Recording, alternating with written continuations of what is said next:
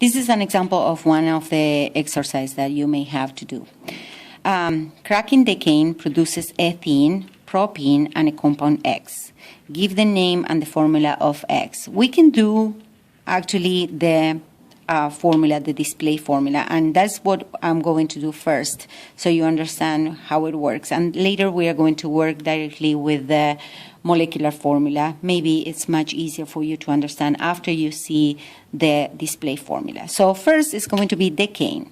So I'm going to stop the video and write down the decane because it's going to take some time. Okay, so I have here 1, 2, 3, 4, 5, 6, 7, 8, 9, 10. That is decane. And I put here ethene, and propene is exactly the same. Only one double bond, and the rest are going to be single bonds. So this carbon has 1, 2, 3, and 4 is fulfilled. This one is the same thing. This carbon has 1, 2, 3, 4. This carbon has 1, 2, 3, 4. This carbon has 4 hydrogens around. The easiest way to do this is calculate the molecular formula of this one. So it's going to be carbon 10, hydrogen 2 times 10 is 20 plus 2 is 22. And it's going to give me carbon 2, hydrogen 4 plus carbon 3, hydrogen 6. If you count, it's going to be that.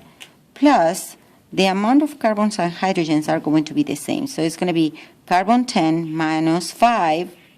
10 minus 2 is 8, minus 5 is 5. So carbon 5.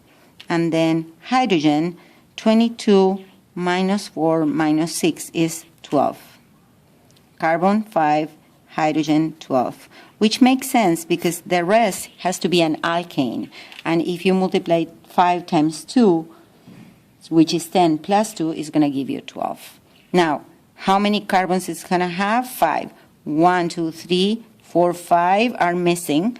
So basically what we have is a broken molecule here that is going to form the ethene. The rest are going to be the propene here. And this hydrogen is going to go all the way here. So what we are going to have is 1, 2, 3, 4, 5 with the hydrogen that it was missing. Okay, before going into the alkenes, we need to understand that the alkanes have all the atoms, all the bonds around the carbon fulfilled, so they cannot accept more elements attached to them. That makes the alkanes saturated compounds. It means that they cannot accept more atoms attached.